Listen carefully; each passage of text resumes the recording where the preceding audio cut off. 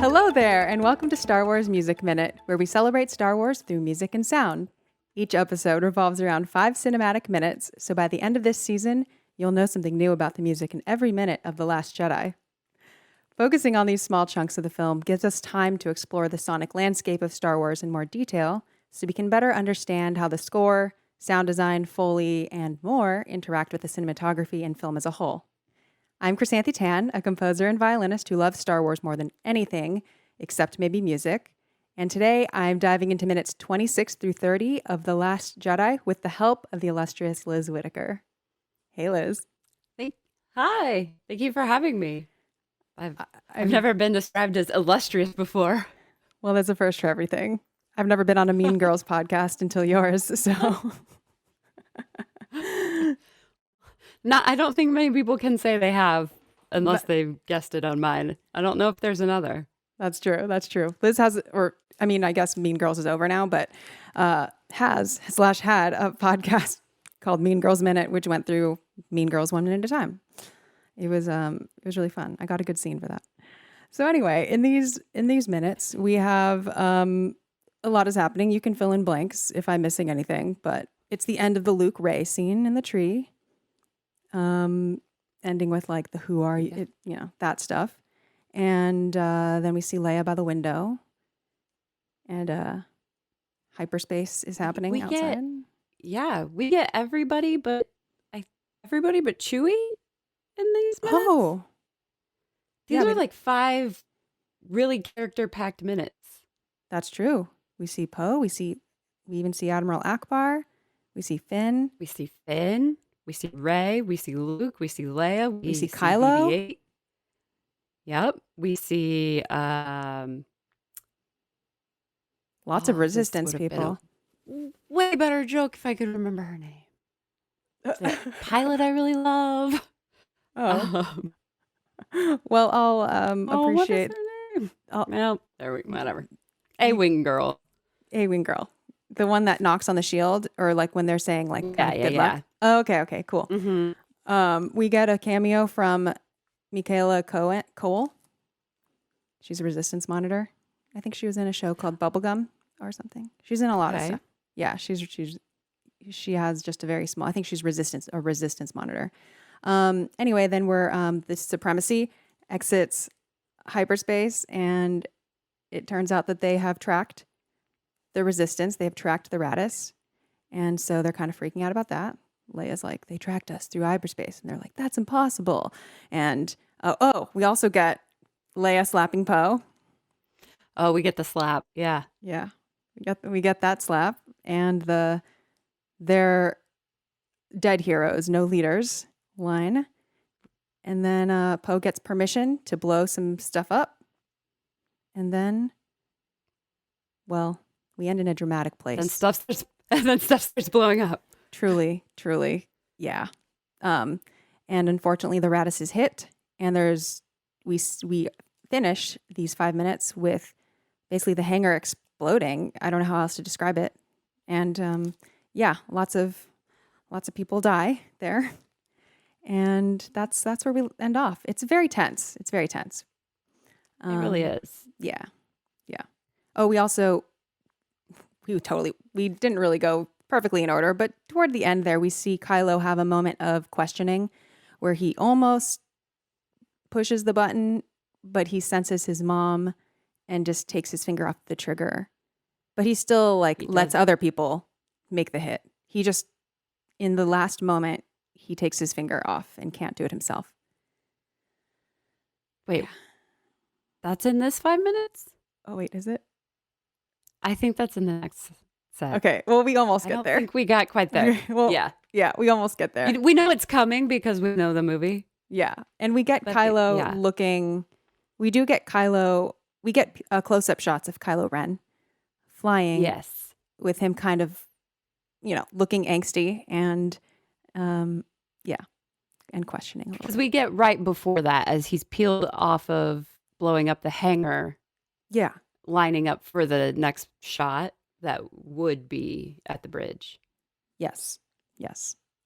All right. So now that we've done that beautiful introduction, Liz, what are your overall general thoughts of the sonic landscape of these 5 minutes? Overall takes? I think that there's only one scene in all of The Last Jedi that I think has more memorable sound, that comes much later in the movie.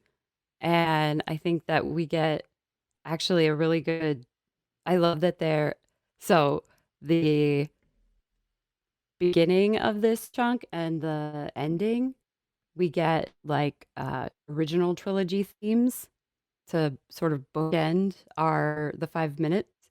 But then in the middle of that, you get really sort of memorable themes from the sequel trilogy.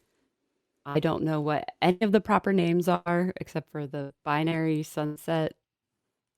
There are no Luke's proper names. Force theme to start with, and then Leia's theme at the end. But I don't know any of the names of the like motifs for the sequel trilogy. But you get the like First Order theme in there, and you get the what I call Poe doing X-wing things theme, and those are all like you get all of that packed into this 5 minute span. Plus some just really good like Star Wars background sounds. Yeah, Star Wars background sounds. So yeah, Gotta love that. that's what Star Wars is about, right? Totally. Oh, it really is. It's hard to give the sounds enough time and credit when there's also such a wonderful score.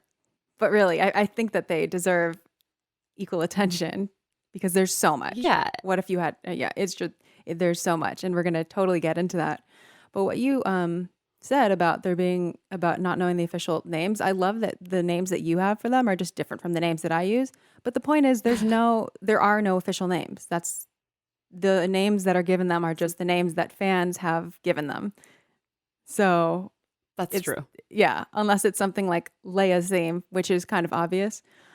The other names are subjective. So like the binary sunset, I think you're talking about the theme that's also known as Obi-Wan's theme, and that's also known as the Force theme. Also known as staring at the Luke's twin theme? French horns. Do you mean? Yes. Yeah. So also known as 50 other names. Force stuff be happening. And the Poe doing stuff in an X-Wing theme. Poe doing X-wing things. The Poe doing X-Wing things is, well, it's interesting because Poe does have a theme, but it's not here. However, there is a Resistance March, and that is definitely here. Yeah. And since Poe is in the Resistance, and a big deal in the Resistance, not in the Finn sense, but in the Poe sense, and is often the one doing things in his X-Wing, you could also just make the association with Poe and that theme. Yeah, I think the first time we hear that is when at Maz's castle in The Force Awakens, when the X-Wings come in. Oh, I don't actually know when the first time is. But That yeah, we do hear it in The Force Awakens. It with that, yeah. Oh, I'll have to check that out. Yeah, very astute. I could be totally wrong. Very but that astute, unless you're wrong. And if I'm wrong, that means actually the movie's wrong because I should always be right. Yeah, that's the lesson here. Yeah. So the other themes we get the Force theme / what Liz called the binary sunset theme. We get the Resistance theme, also known as Poe doing stuff in his X-Wing.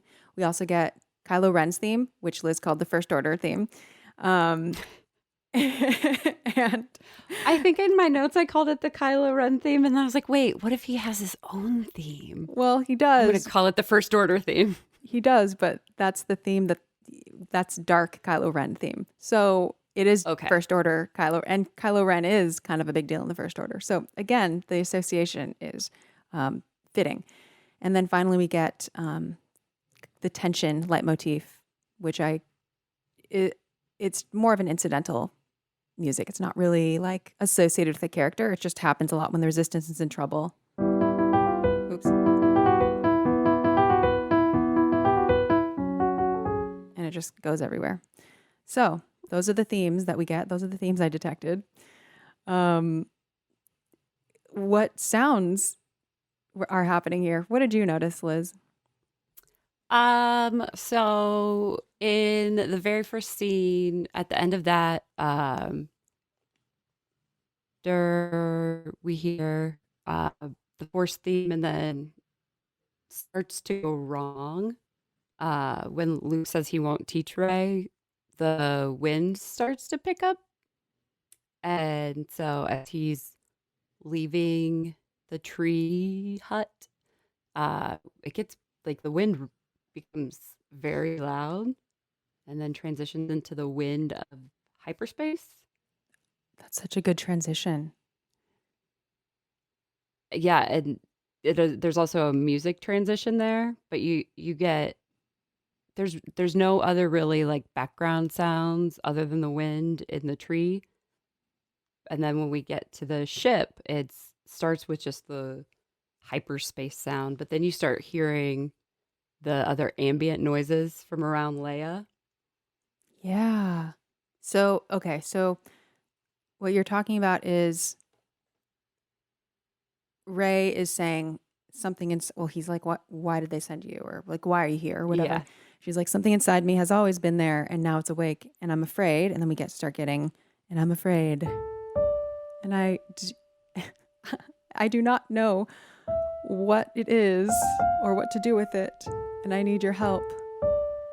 I need a teacher, or no, you need a teacher. There we go. You need a teacher. Yeah, and then when Luke jumps in with "I can't teach you," it kind of, you're right, it like dissolves again. And this happens in the last set of minutes too, where it's like, and it just like, it disintegrates. That's really what it sounds like.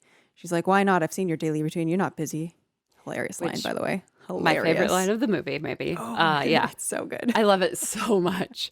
But also, it's like, it's delivered so straightforwardly. She's like, "You're not busy. You're not busy." Exactly. You're not doing anything else with your time. You can definitely do this. After we've seen him like drink milk out of an udder and like spear a giant fish. Yeah. Maybe. She's like, a giant fish. Case in point, look at how we've spent the last month. Yeah. I like that the music, it's not like a jarring or clashing interjection into the theme we know so well. It's just off enough so that we can tell there's something broken or off or wrong with Luke's relationship with the Force. Yeah, I like how you described that, because it's not, I think it's easy to separate things into, oh, this is really consonant. Oh, hello, dog. Versus dissonant and clashy. But there's, so many shades in between those things. There's so many shades that are not just overt clashing, but there's other forms of tension and questioning and just like diluting themes with other things. There's just other ways to add complexity. And you're right. It isn't super tense. It's not discordant to hear. It doesn't make you jump. It's more no, like... it's not, it's like a for some reason I'm picturing it as like a snake slithering across the sheet music. Yeah. It just like sort of slithers across there. That is such a cool description, because that actually kind of is what's happening a lot of the times. Like, so a suspension in like music speak is when a chord is not fully like, for example, this is what we get as Leia is sitting by the window, and it's the suspended chord hanging over from Luke and Rey. It's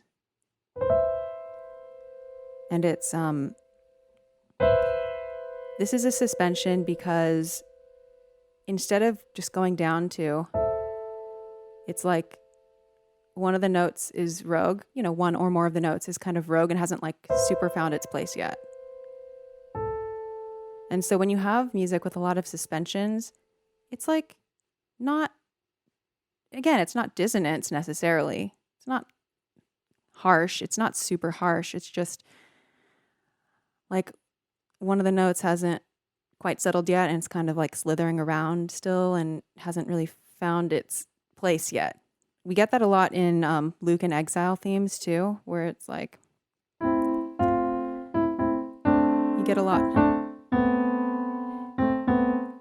Like it's basically all in A minor, but as you can hear, there's like a rogue note or two that kind of keeps moving around. That makes it like, especially that one, like not quite It's like a right. series of notes trying to wiggle into an outfit that doesn't quite fit anymore. Yeah, actually. Yeah, that's such an interesting feeling that you got. But yes, what's happening there is like literally there's just suspended chords. So yeah, cool, nice. So yeah, that transitions into Leia's theme, and I love how, or not Leia's theme, into Leia's scene where she's sitting by the window, which is an awesome scene. I mean, it is a little bit strobe lighty, so a little harsh to look at, but it is very cool. I focus on her hand and try not to look out the window too much. Same with when I'm actually a passenger. I never like to look out the window. I so relate to her exasperation and frustration and just exhaustion in that moment of everything she's had, like everything she's got weighing her down and everything that's happening. And it's like the only scene where we see her alone and also conscious in the whole movie, I think.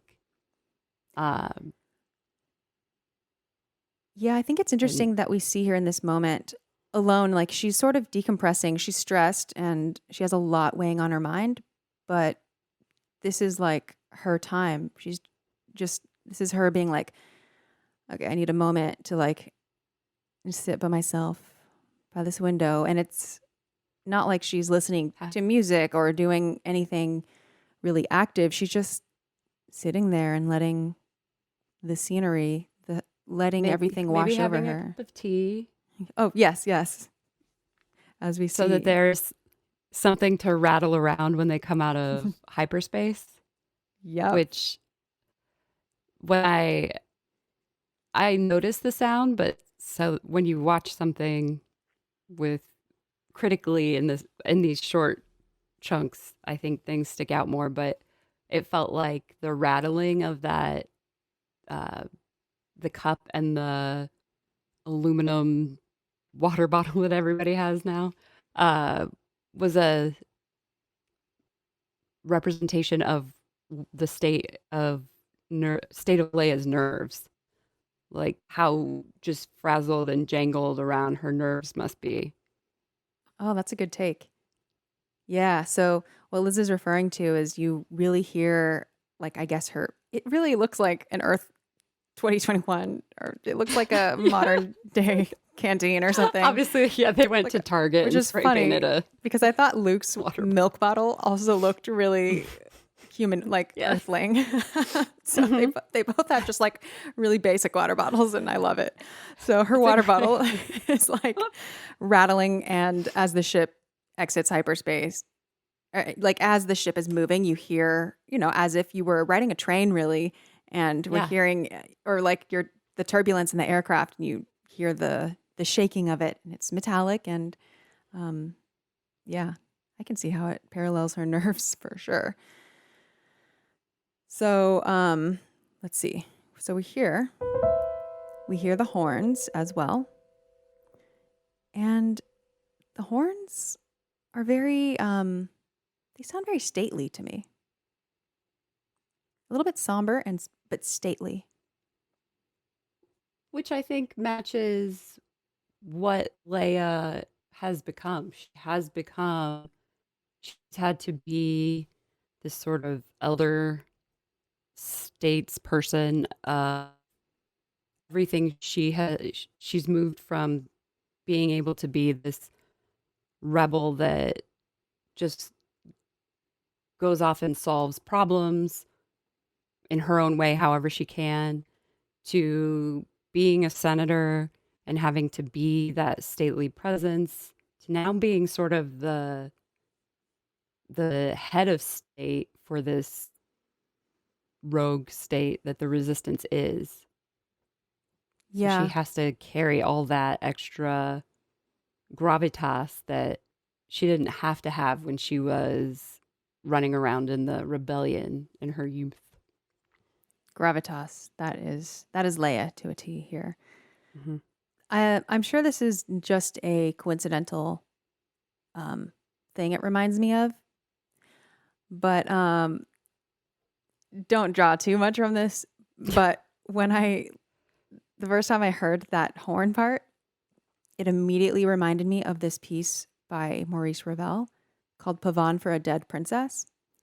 And it wasn't because of like any of the symbolism. It was just like one of those instant things. Like when I hear some things in Star Wars, I'm like, oh, Firebird. Or I'm like, oh, that's very much like I often hear just what I know.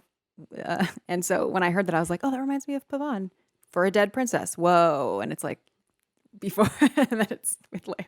Foreshadowing. Yeah. Yeah. So there's that. What does hyperspace sound like? It's like almost just like a white noise whooshing. Yeah, with a little bit of like whirring. Yeah, there's no howling like you would get with like wind gusts like like we had in the tree.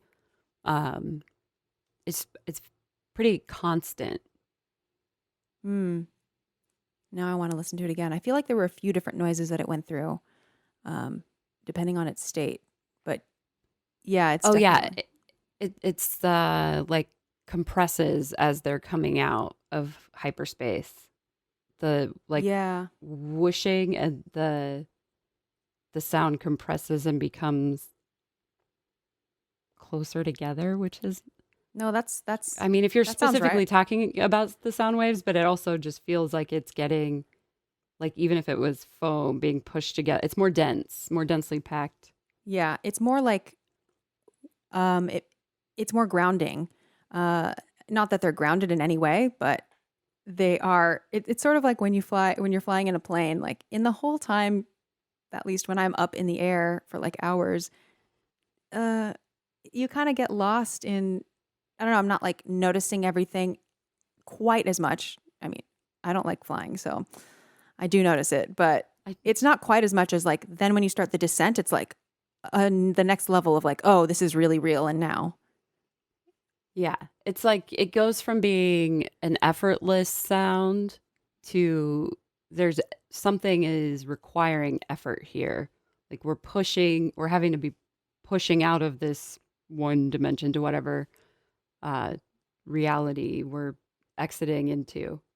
So Totally. yeah, it's like it goes from you don't necessarily need to notice it until, and then it's compressed into this It makes its packet of presence known. sound. Yeah, so there's activity happening. Yeah. And then we get a sudden slap, Yeah, which like with really snaps us awake.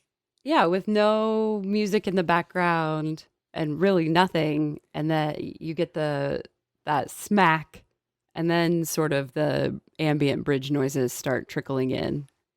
That's one of my favorite sounds is actually just the Leia's slapping Poe because It's so good. it's it's funny and it wakes you up and it's such a good transition though it's sudden. Like the suddenness is I think what makes it work because you have like the true ambiance of Leia just sitting by the window quietly exiting hyperspace and then immediately like you're in a new scene, slap, you're demoted. What? And you're just thrown right into the next action. Yeah, it's a not a jump cut, it's a slap cut.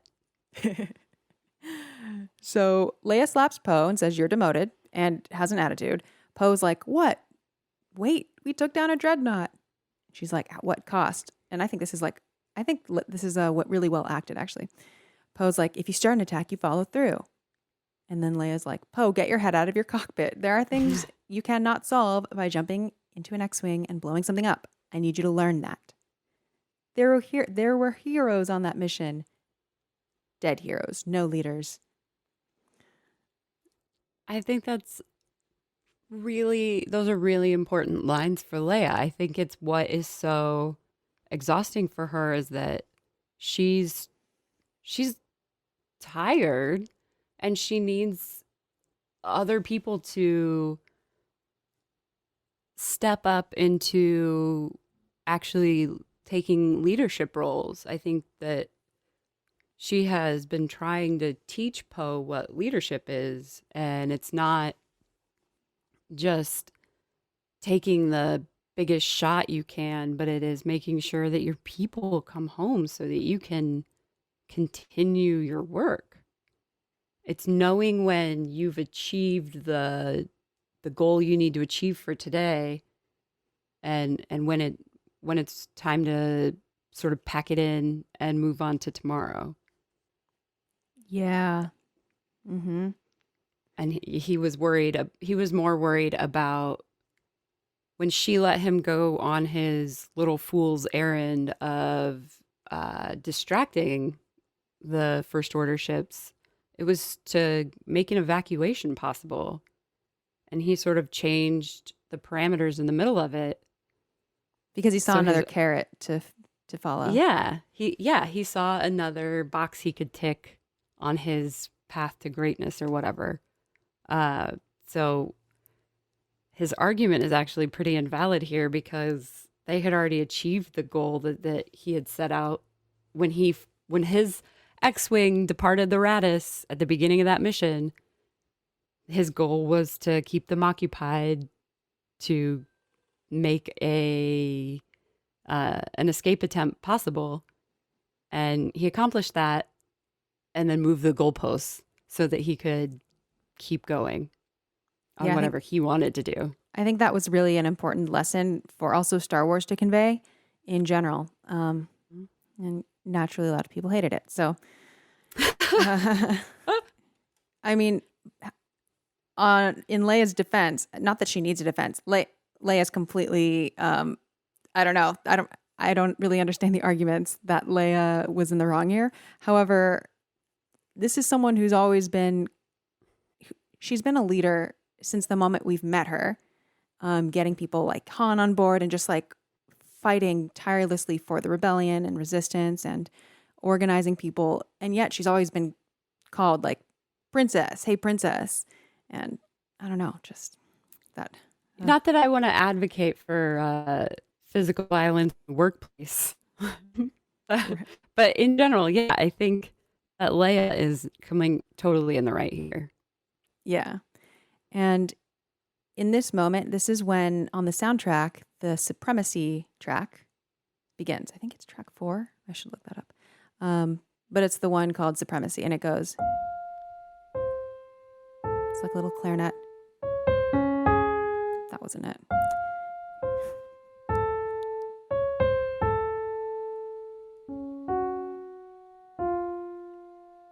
And then it goes into other things after that, which we'll get to in a second.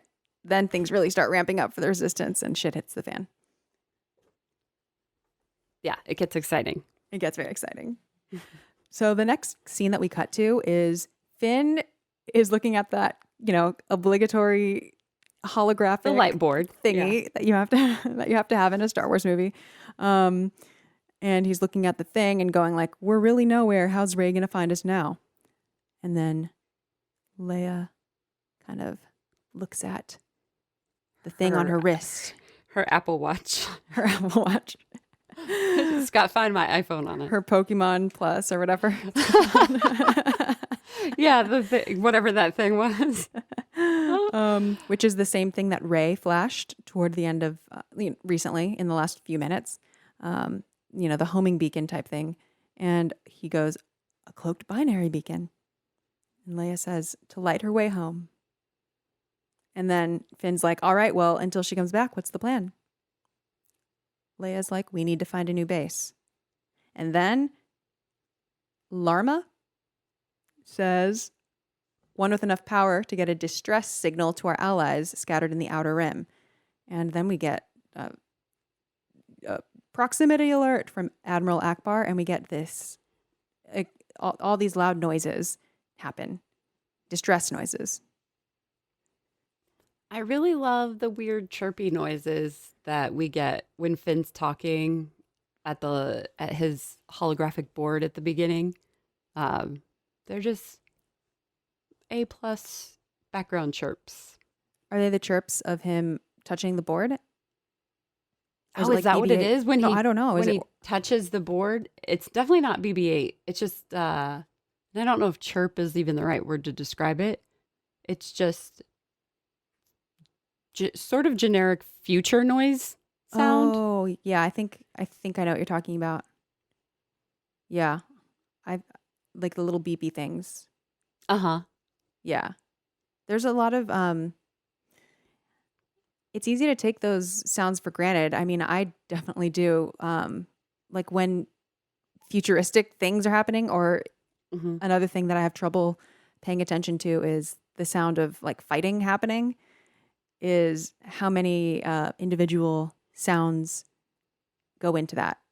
So yeah, with the futuristic beeping things, there are like so many different layers of where the beeps are coming from, and how they're interspersed, and how they like, I don't know, just how they're mixed together, and then how they line up with some of the things that we see on screen versus the ones that are not on screen. So we hear ambient ones that we don't know where they come from, but then we also have to hear the ones that are like associated with someone tapping a thing. It's it's so complicated. It's just, it gives us a rich tapestry of sound to make the scene feel real, though. Totally. We hear a lot of footsteps too, so that was we hear everyone's footsteps. That is another thing we just hear. I didn't really hear close enough to hear the big differences between them. Like no one's boots or no one's gait really stood out to me, but sometimes it does, depending on the character. So the Supremacy Track ramps up. The Admiral Ackbar says proximity alert, and we get into gear, and we hear the strings do something like this. I should have practiced these things before I did this. What I do is I listen to it and I transcribe what I can hear, and then I have my messy handwriting that I'm like, what did I mean? Wait. By that. And then this is a string crossing part. And then it goes into Kylo Ren. So like directly, it's like 1. This is so much easier on the violin. Why?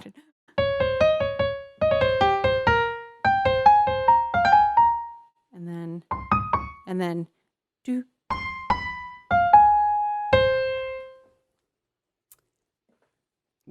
Yes, which I have in my notes as just let's see, how did I all caps bum, then a bunch of lowercase bum.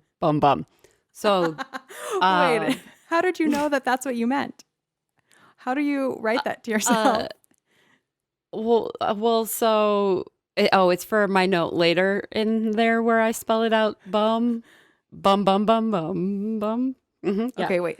I need to know this. Like, how do you manage the timing of it? Like, how do you not read that and just say bum?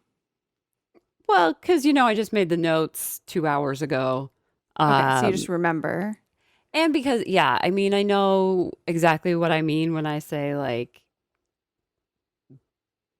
Kylo anywhere near bum. But yeah, all but one bum look the same. Okay. It's not helpful. It would be incredibly unhelpful for anyone else. So was there more space between the two of the bums? Like, was it bum, Nope. bum? It's literally just all caps bum and then 4 lowercase bums. Nice. Very nice. Yeah. Cool. So I do, that was my first Kylo note was when so all the First Order ships start appearing, and we're getting Kylo's theme, and then Snoke's ship pops out of hyperspace, and there's like all these additional horns added in on top, to give it with like a more martial cadence, that we know that it's not just Kylo's show anymore. Yeah. Yeah. That happens. And the Supremacy, which is Snoke's ship, is like, it's way bigger than I expected. You know how big it is? It's like bigger than that dreadnought that they just took down, which I think is part of what is. I wonder if Poe had, if there was anything that sort of was stirred in Poe's mind, like, oh, we literally just lost all of our ships that might have been able to handle a ship this large to kill a ship that was not this large. Cool. Good job, us. So it is 13,329 meters long, 60,542 meters wide. What is that in not numbers? I know. I'm like, what does that Oh my even? God, okay. What does that even How mean? many enterprises is that? Well, Um, that's okay. So meters to kilometers would be. Let's just move the decimal point a little bit. One. Hmm? So that would be like 13 kilometers and 60 kilometers. It's like a city. It's a full. It's, yeah. It's the Okay. size of a city, basically. All right. So the scale of it, like it needs big music. It deserves all Yeah. of those horns. It does deserve all those horns. It's massive. I don't know what size I was expecting, but I think I was expecting. I don't know. I guess I don't really know how big things are. Like I can guess how big an X-wing or a TIE fighter is because that's more of a personal aircraft. Ship. Yeah. Like okay, so if X-wings and TIE fighters are like personal pan pizzas, then I would think of like a Star Destroyer maybe as a large. Those are big, right? I like as a large. And then a dreadnought, a regular dreadnought, I guess, would be like A coffee table? yeah, let's say. This is in my head. But then Snoke's Supremacy is like I don't know, a football field or something. This is very Like sketchy the whole math. kitchen. It's like we're just renting out the pizza place for the day. Don't even bother. Just make stuff and give them to us. Yeah. So Every time you say supremacy, I think there's I don't know if it's a chain restaurant or a local restaurant, but it's like soup supremacy. So every time you say supremacy, I think supremacy, like it's just a ship full of soup. Oh, that's funny. I thought you were going to say So soup that's plantation, but no, it's similar, but it's all one word. but it's a supremacy. Supremacy. Huh. That's kind of a interesting name. We have the best soup. I don't know that that's our slogan, but it should be. Supremacy. All right. Well, when I was reading the novelization of The Last Jedi, they go into more detail about how the supremacy is basically meant to replace planetary life. Like Snoke is just tired of like having to live on planets. It's like such a drag to have to be situated on a planet. Like it's much better to just have a moving Gravity. It's so much better to be able to just be constantly moving so you could go to all these places and, I don't know, colonize lots of planets, kill a lot of things. And I mean, yeah. And it's dangerous to also have a home base because people can find it and, and so they were saying that they have enough supplies on there that they don't have to like import anything. They can just like make all their own food. It's like wild. It's a whole thing. It's a city. I mean, in other Star Wars novels, it's made clear that if you are an Imperial soldier, you like better be content with saying goodbye to bread when you enter the Imperial Academy because you're just getting all your meals like basically in a shake forever. So yeah, I think when you condition people to not expect essentially solid food anymore, yeah, maybe you don't have to import anything because you can just grow your hydroponic whatever protein plant and mix it in, and you've got a conditioned group of people who don't expect flavor or texture or any clothing variety. Other They than don't their expect stormtrooper. variety of any kind. So Oh, you can just basically, yeah, and with their clothing, you just recycle everything that is worn out and you put it through the clothing synthesizer again. And it doesn't, you don't have to like refashion it in any way. You just have to basically unweave it and then reweave it into the same thing again. I mean, I All guess right. that's, yeah. All right. This is where we've Pretty ended. sustainable living. Gosh, may we all have a chance to live on the supremacy. Maybe not. Maybe not. Sustainability at what cost? Yeah. That price might be too Dead high. Dead heroes. So Poe's like, that's impossible. It's Snoke ship. You've got to be kidding me. Can we jump to light speed? And Cadel Kokonix says, we have enough fuel for just one jump. Poe's like, do it. We have to get out of here. Leia, wait. They tracked us through light speed. Finn, that's impossible. Yes, and they've actually done it. And then the point that you were bringing up earlier is about to come up. Finn's like, so if we jump to light speed, they'll find us again and we'll be out of fuel. They've got us. And then we start to get the resistance theme. As Poe's like, well, we get.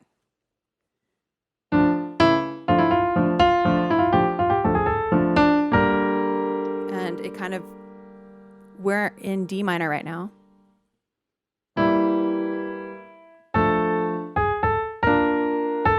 Guessing what the chords are. Fail. And then Poe's like, not yet. Permission to jump in an X-Wing and blow something up. Leia's like, permission granted. And as that happens, and Poe starts like kicking into gear, we get the resistance theme again, but there's an immediate key change. It jumps up a half step. So before we're getting like, and then permission to jump in an X-Wing and blow something up. Here it goes from like to.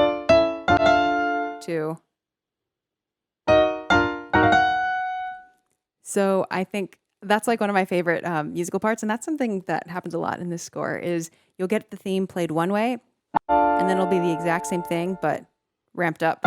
Like we just had it with Luke on Octo as he's climbing the cliffs. It's like, and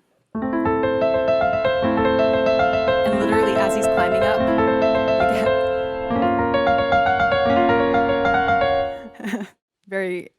it's like a very literal following almost. Yeah, it's like, and it sort of, it always, anytime I hear that theme, I like want to wave a flag. So I think it's very effective as a sort of a theme for a political group. But when it kicks up, it like my heart sort of like skips a beat to like try and keep up with it. It is like that key change thing is so, I think it's so effective. And I think that a lot of people are preconditioned to understand what it means just because there was there's like a whole era of pop music where toward in the last chorus, the singer would like key change and it would kind of like go up. We all learn the general population of millennials learned music theory through just pop singers yelling yelling a vocabulary term at us. And it's funny, it's like when I was a kid and trying to like learn songs on the guitar or piano, I'd like learn it in the key, but then it gets to the part where where they change keys and it's like all of a sudden it goes to this whole new thing and I have to learn this whole new key just for the last chorus. It's but still the effect is in those songs, and here is that all right, now we really mean it, like big hurrah, we're ramping up. It's like a ramp up. It's It's the grand finale. yeah. So that happens here. As Poe has permission to blow stuff up. See, Leia is reasonable. She can put him in his place, but she still knows when to let him do stuff. Yeah. Yeah. But yeah, it also, he asked permission this time. Yes. Instead of ignoring a direct order like he did last time. Yeah. I think something about Poe is that we see him being very like insolent later toward Holdo. But he does listen to Leia. He really respects Leia. Yeah. But he still thinks he knows the best. For sure. Yeah. And in the book, he's constantly like, I did so well. I'm so good. It's going to be my turn. She's going to know that I was right. It's part of why we love Poe, because he has that confidence, and that confidence is a big part of his charisma, but it's also obnoxious and should not be encouraged in others. I think I'm in the minority. I don't like Poe. He's not charismatic. I mean, he's fine. I don't mind him, but like I'd rather have Finn have a bigger role than Poe. I don't need Poe. I don't dislike Poe, but I don't feel like an affinity for. I'm not like, oh, I love Poe. I'm just like, oh yeah, and there's this other character, Poe, and he doesn't really factor into anything for me. I think my favorite Poe is Poe playing off of Finn. I was just gonna say when I started to like Poe better was in Rise of Skywalker when there's Finn and Poe as kind of a unit, and that is when I'm like, okay, Poe's all right. Yeah, the Finn Poe combo is great, and because I think they have good chemistry in The Force Awakens too. Yeah. Sorry, your dog. Drinking water. You can hear her drinking water. It's got to be delightfully. It's totally fine. But yeah, we get. I don't know what else I had to say about Poe. I think Poe played by anyone other than Oscar Isaac would not have worked. Just the worst. Just the worst. Yeah. So then we have Kylo Ren, follow my lead. And here we start to get the Resistance and Trouble theme that I mentioned. And this is the theme that saturates this entire score. It's everywhere. We've already had it so many times. It's basically whenever you see the Resistance flying around and getting shot at, it's like...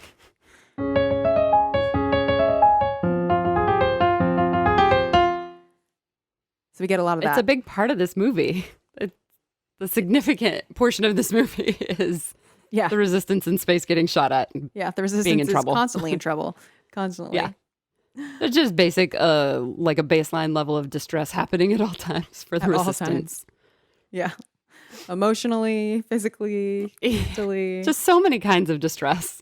Many. And then Poe's like, don't wait for me. Jump in and fire her up.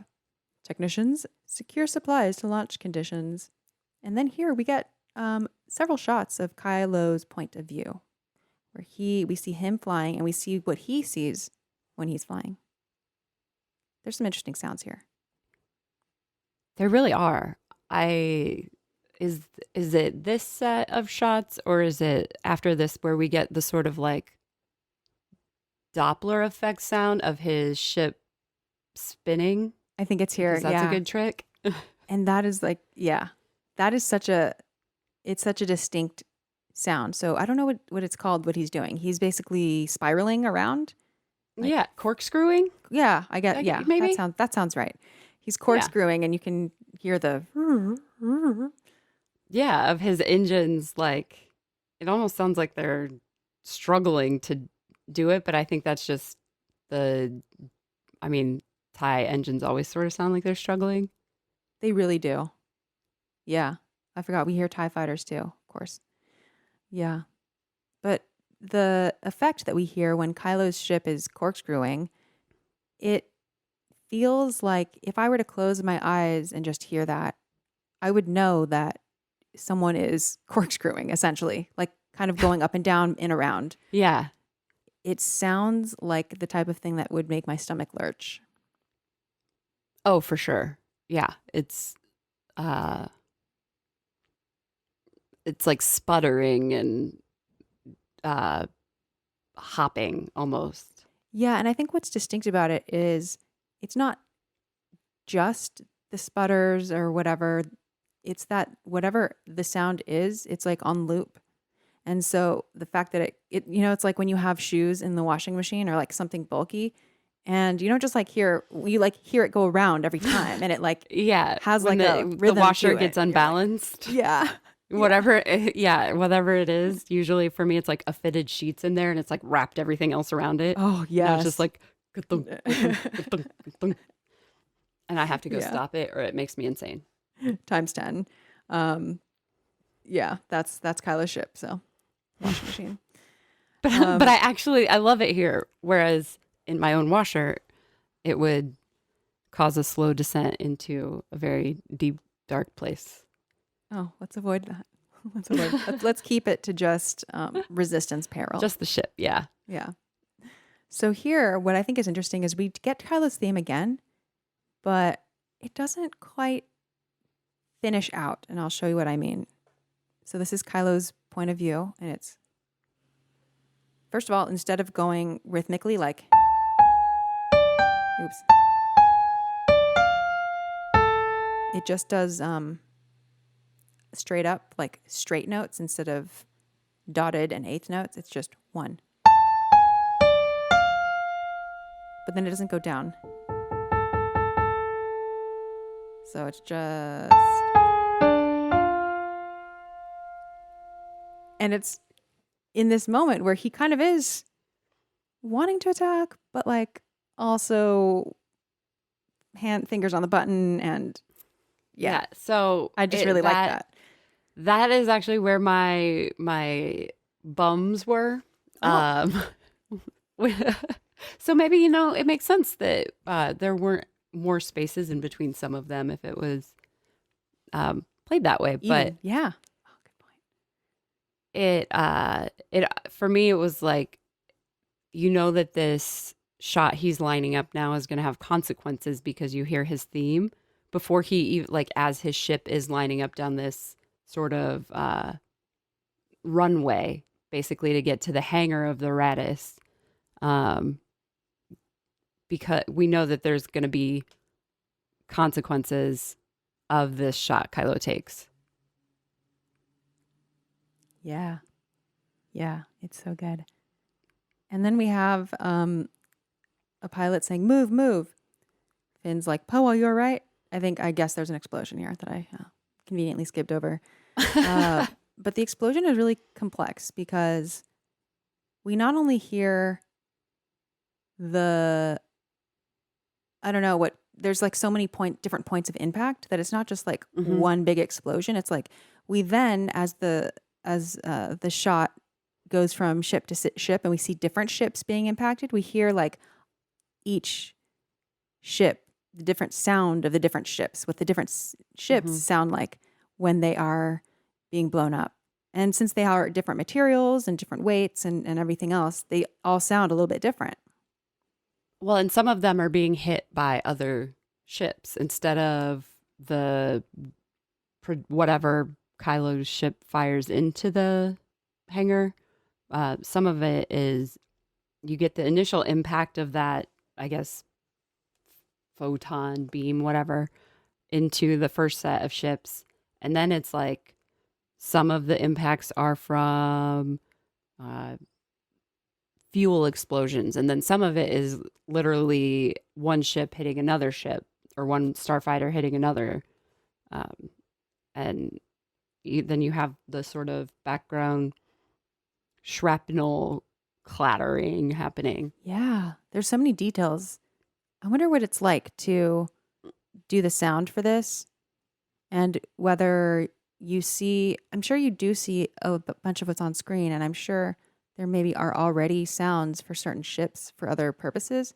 So I guess you could mix in the sounds you already have, but then you would have to really look through it with a keen eye and think, oh, the shrapnel hits there, and just think of what are all the tiny things that need sound. It's so hard because even Oh, as I was yeah. watching these and I was like, okay, I'm trying to think of every single sound. I could go 2 seconds and be like, see, I just took 2 sounds for granted. Like, like footsteps is one example. Like I didn't even consider that a sound that has to happen. Like just that one button that is pressed and that one, like just every tiny thing, not just the obvious thing, but just also the ripple effects of whatever happens. And so a scene like this would be very complicated as you try to imagine all the different effects. And I feel like you would have to know some physics. You would have to know some like, or have consultants at least to help fill those gaps in. I mean, I wouldn't really know what realistically sounds like all of that happening.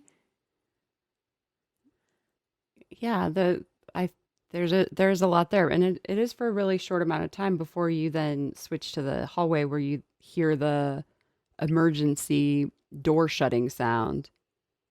But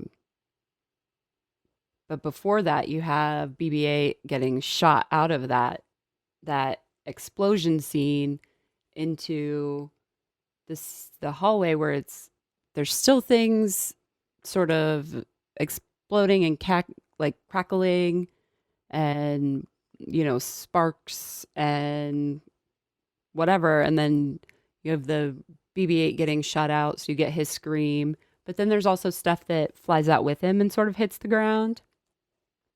And I guess some of that could have been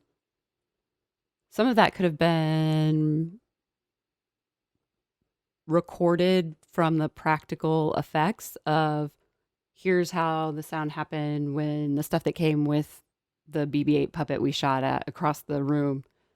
Here's how it sounded when that stuff all hit the floor. And then here's this overinflated basketball sound also that we get for BB-8. Interesting. Okay. I love that. Anytime BB-8 impacts something, it sounds like an overinflated basketball.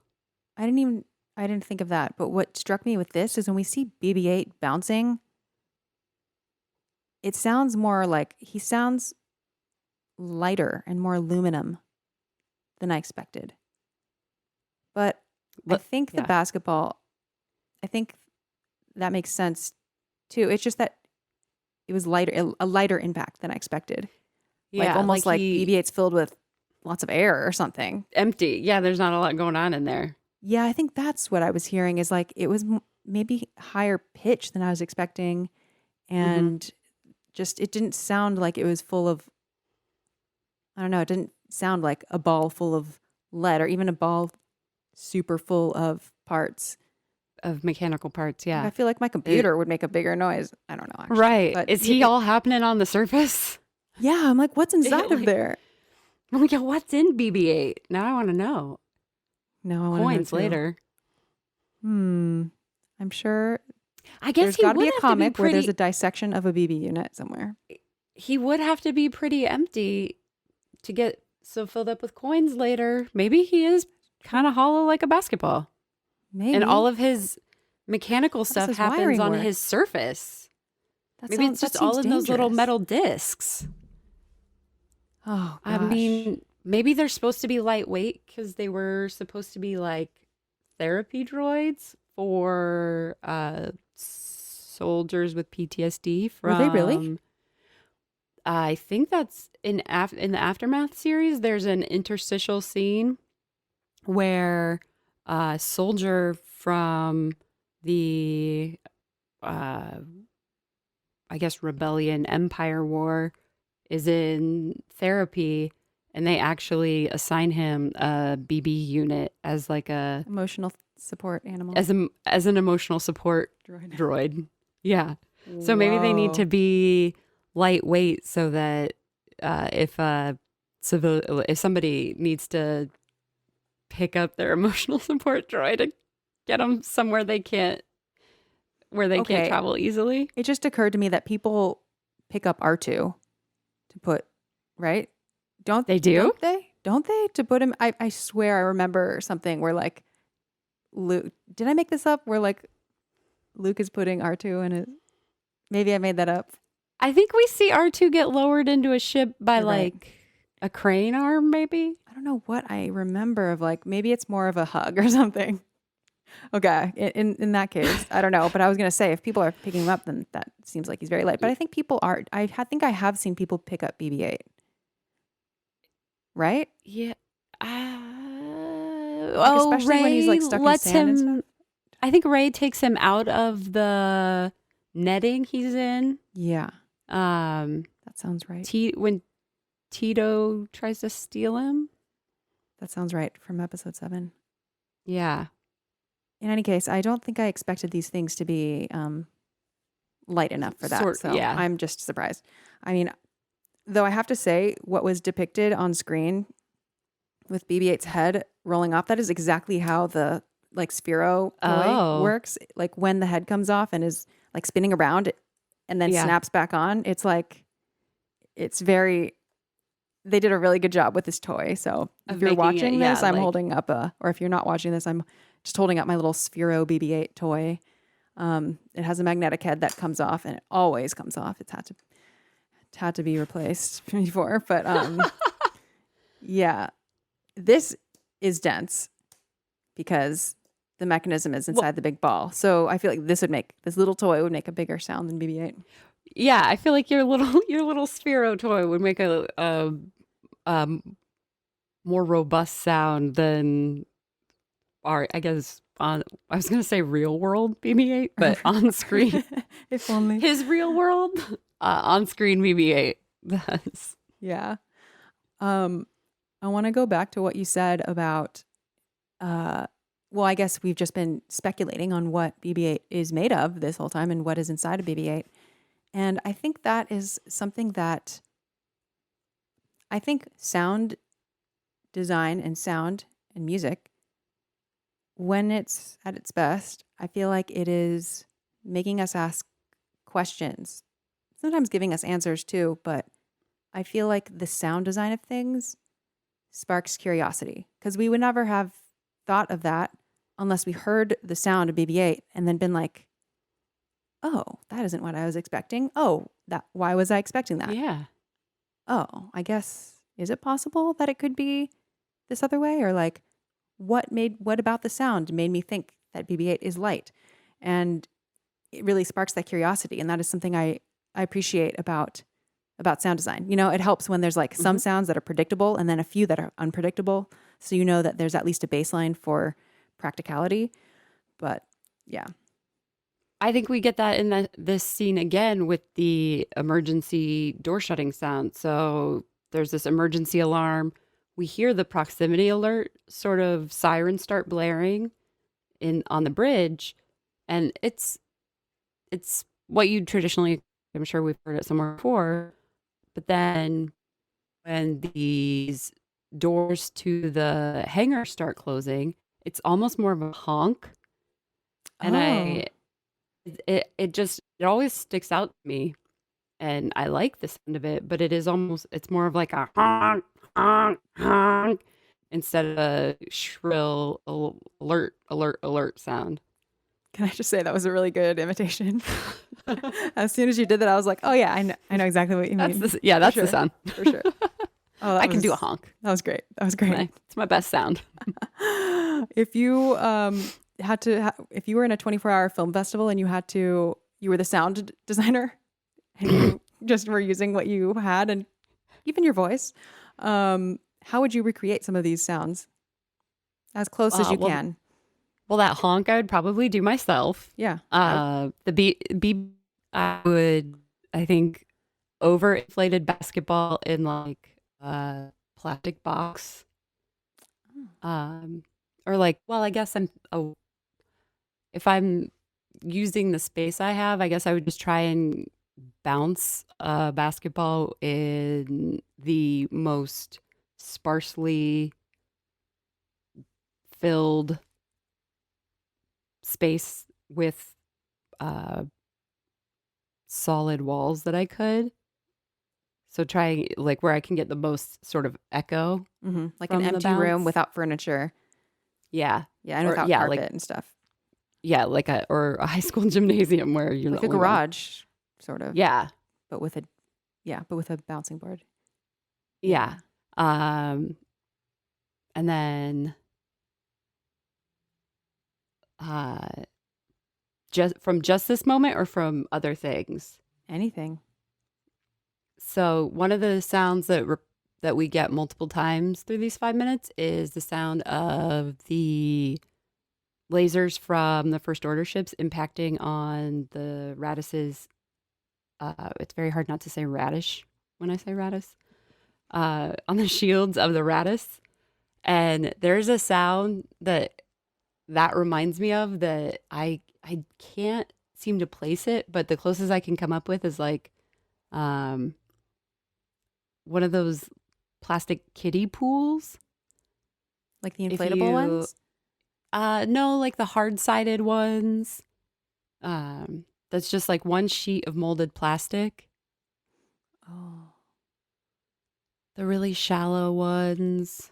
So would you tap on it? And they're Yeah, you would have it like up on sawhorses and then you would like tap in the middle of it I don't know what a sawhorse to get that is. sound. Um it's like it would be two sets of table legs. Oh. Sawhorses are basically just like A-frame table Okay. legs Okay. that Okay. can so they can stand on their own. You put something So you flat can put a across them. log in the middle. Yeah, Okay. Okay. I think I and saw get it. through it. Yeah. Yep. Oh. So you can saw through it. Wow. Okay. I'm learning so much. Yeah. Nice. I think for the water bottle rattling, I would put a water bottle on a metal table that is kind of unshaky and that is kind of shaky, and I would just set up, I guess, a recorder there and just wait until my cat walks over it, until my cat walks on the table and makes it shake. All right. and Okay. then get that. Or just wait. I live in California, so just like wait till there's an earthquake, and then ideally, Okay. I wouldn't have to do that though. So So when I was growing up, my dad lived really close to so a train yard or like track switching, and his house was like three houses down from this rail line, and so when the trains would pass, it would shake the house, and so you could just it would be wait for a train to come by and have it sort of you get that low level shaking. That's about the most ground rumbling we get in central Indiana most of the time. wow, that's funny. But yeah, that it really is that sound. So we're nearing the end of these 5 minutes, but we get one more big moment. So Poe's like, we need to get out of range of those Star Destroyers. Ackbar's like, we need to what? And then Leia's like, full engines ahead. Get out of range of the Star Destroyers and the fighters will fall back. She kind of has a little exchange with Ackbar. Their final exchange. And yeah. And this is the last line that Leia says before she has her near-death experience. And as she says her final order, like full engines ahead, get out of range, we hear, of course,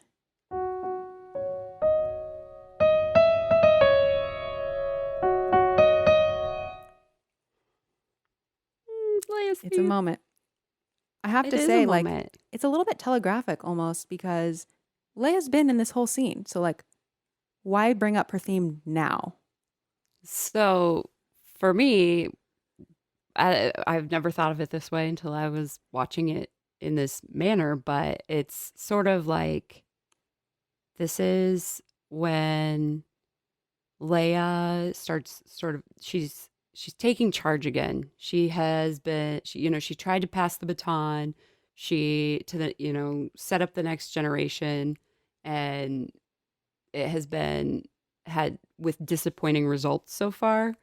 So when the first started flying again, it's almost like she plants her feet and grounds herself back in her Leia-ness, and Hmm. she just, instead of trying to mold and sculpt the next generation, she just takes over again in that moment, and she's calling the shots.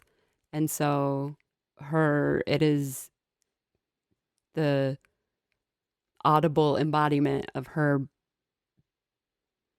taking command, I guess. Very valid. I actually didn't think of it that way.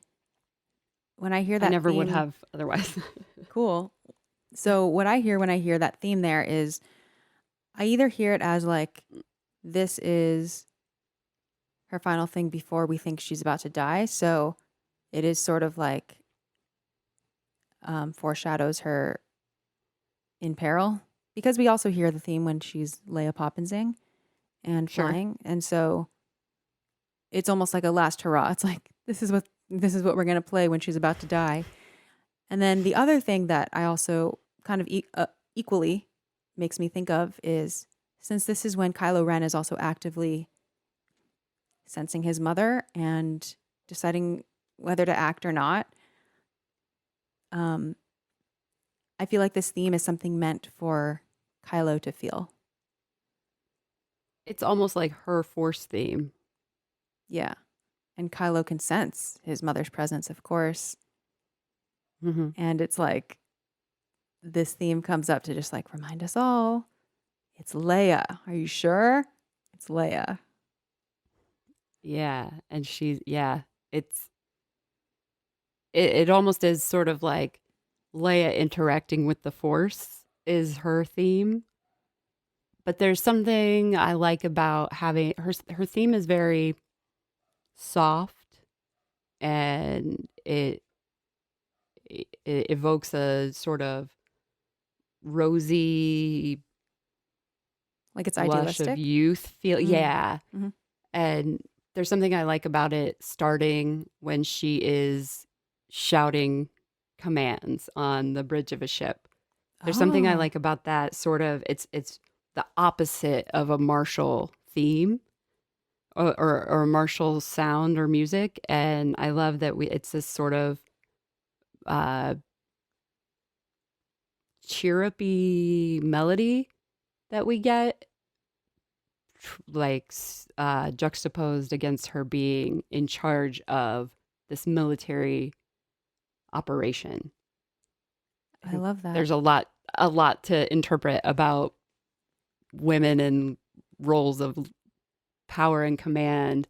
And I I'm probably projecting here, but how a lot of women think that they have to strip themselves of everything soft about them if they are to be taken seriously in a leadership position or and I think it's a great sort of underlying message that Leia doesn't have to do that. She can still have her very um, sort of airy feminine theme playing while she is making some of the toughest calls of her career. Yeah, it's really her taking like ownership over the place that she's coming from. Yeah, the whole situation. Oh, I like your take on that.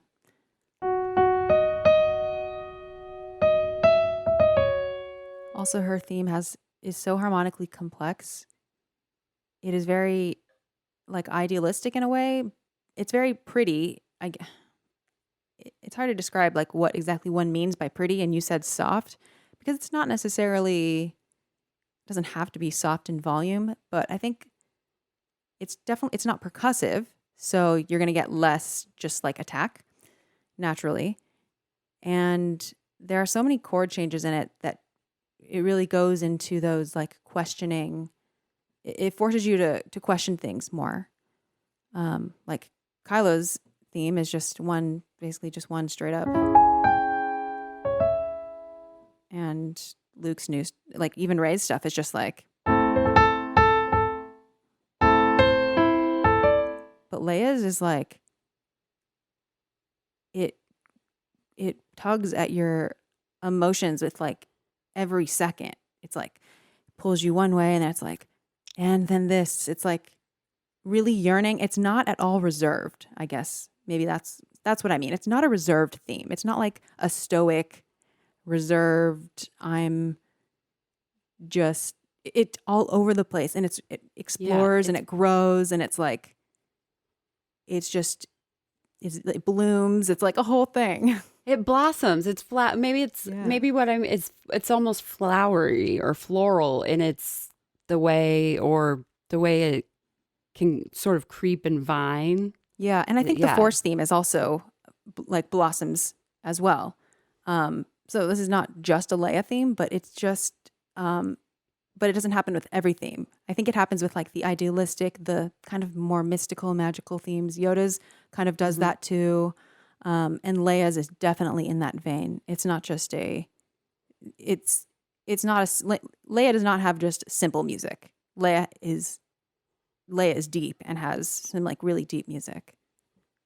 Which it's fitting. She's a very complex character, so she deserves a complex music. Yeah, and I love that she has that complex music, because at the time when John Williams, when George Lucas were conceiving of this score, I mean, who's to say in the 70s they could have given her something.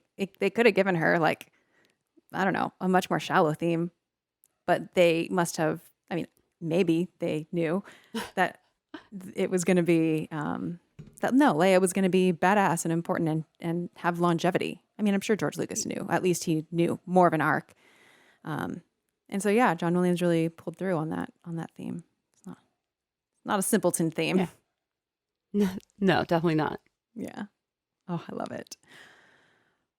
Do you have anything else to say about the music and sound in these 5 minutes, Liz? I think I got. Oh, so there's this one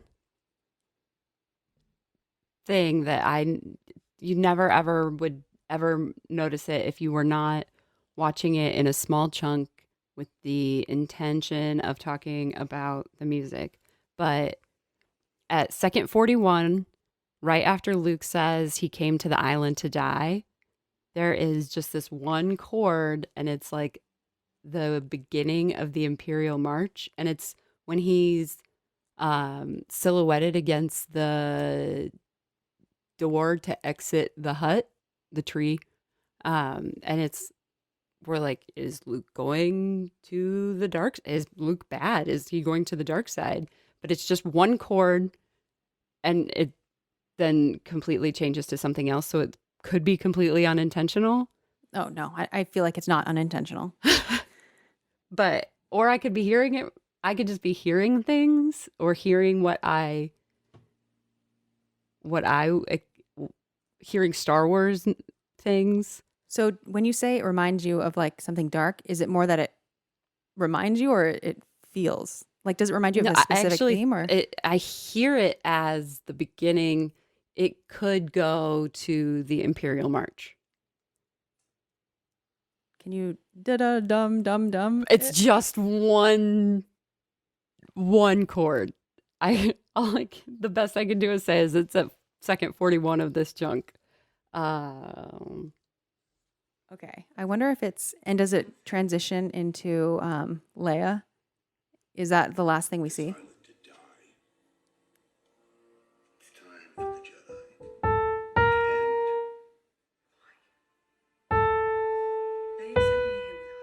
Before Leia sent me here with hope? It's literally after he says the word die. You've already passed it. Okay, I think it's a B flat minor chord. Let me just wait. Let me just go a little bit further. Yeah. Another generation of Jedi. We came to this island to die. It's time for the Jedi to end. Oh, you're hearing that low brass. Yeah. So what's happening there is like, it's a really complicated chord. It's like a cluster of a lot of things happening. It's not just like, I could pick out, it goes from like A to B flat, but really what it is like, that's not it at all. But what it is like there's like a ton of notes in there. It's like and I will have to I'll have to investigate that more, but it does sound really ominous there. And I mean, there are just so many reasons why that could be the case. One of them is just low brass is consistently used in conjunction with like evil. And it just comes out of nowhere. And it definitely is more of a minor tonality than major. And just the fact that it's a cluster and clustered chords and just chords with lots of suspended notes and everything feel less resolved in general. And they feel more tense. I mean, Luke's whole music during the dialogue is always like, I don't know, he's raining on everyone else's music and like cutting off the Force theme every time it comes up and kind of batting it down with like, no darkness. I'm grouchy. Grizzly Luke. That's what I call him in my journal. I'm like, I That's like what you call- Grizzly Luke. I like disillusioned Luke. I feel like that's where he has been disillusioned by whatever he thought his life journey with the Force was going to be is not what he's had. And he is reflecting on that and having a set of experiences that, I don't know, he probably needs a therapist to help him through. But instead, he's just hanging out with Ghost some Island. frog nuns and stabbing fish with parts of his old X-Wing. Yeah, I don't blame him. I think it's good for his journey. I like it in his journey. Oh yeah, I'm on board. I don't know. I think it would be really hard to go from being a farm boy in the middle of nowhere to the hero of the rebellion to the last great hope of this group of wizards that has been tasked with keeping peace in the galaxy for eons. And guess what? You're the only one. And you need No to go ahead and pressure. start it. Yeah, go ahead and bring it back. And definitely And you're gonna definitely have to keep up your find- energy and keep up your spirit Yeah, and you hope. definitely have to continue to be Keeping a an positive inspiration. influence. Yeah. Yeah. Oh my God. We're gonna need you to be Instagram ready at all times. Yeah. Yeah, definitely. So he's like, Definitely oh, make sure that is this on your island spiritual journey, Instagrammable enough? yeah, He goes to the most Instagrammable place, he's but without like, it, yeah, but without his personal photographer. right. Well, R2 shows up again, so That's true. he knows his little. He knows they're gonna come compa- after him. He knows his little camcorder companion is This is going to his, catch like, up eventually. Hey, everyone, I need to take a break from YouTube moment. But it's Oh like yes, seconds. it is. Luke has. I'm sorry, everyone. I'm burnt out. He's I just- announcing his social media hiatus, Yes. and only only leaving. He doesn't delete his passwords, and that is him leaving the part of the map in R2. Yeah. Like, if these passwords are still saved in my browser, don't worry, I can Just come in back. case. Yeah, just in case we reboot this. Fun stuff. Well, all right. I think we've exhausted these 5 minutes. So I'm sure we'll think of more later and then be like, oh, why didn't we mention that? But for now, Liz, where can people find you these days?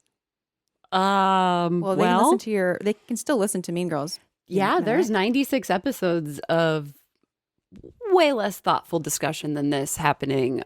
Mean Girls Minute exists in its entirety now.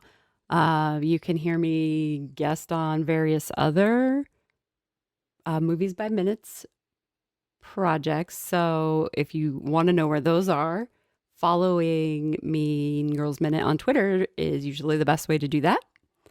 And maybe someday we'll actually start putting out Way to Dune Minute, which is a movie by minute podcast project that's been in the works.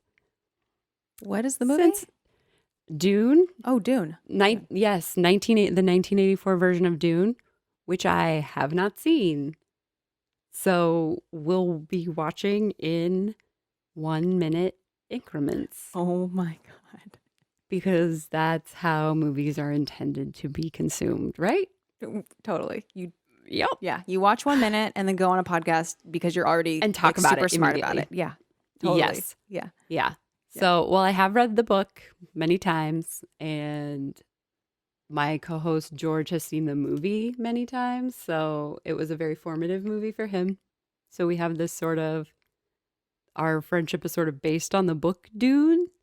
That was how, like, that was one of our first friendship connections. And then, so this Natural was a pairing. podcast he wanted. Yeah, it'll be interesting or terrible. Well, it could be fun. interesting and terrible. Or it could be great. The best Who knows? things are, well, awesome. I look forward to seeing what that is like. And that's all I have for today. You can find Star Wars Music Minute on social media. However, I have to just put out there that I'm not really active on them yet, just because I don't have time. But So one day they will have things on them, and that is Instagram at Star Wars Music Minute, Twitter at Star Wars Musemin because of the character limit, and my personal ones that I actually have time to log into are at Chrysanthi10 everywhere. So, question for the audience: what are your favorite sound-related moments in The Last Jedi? Do let me know, because if I haven't recorded an episode where that minute or that moment comes up yet, then I would love to see if I can dig into it for the episode. We already have one request that is going to be fulfilled in a few episodes, and that's fun. So you can send me an email at podcast@starwarsmusicminute.com. Or there's also a link in the show notes to submit an anonymous question or request. Name optional. You just put in your question and optionally put in your name. But I know some people are embarrassed by their questions, or maybe just want to send me criticism that they don't want to, that they're afraid to tweet at me, which you shouldn't be. So yes, next week will be coverage of The Last Jedi, minutes 31 through 35.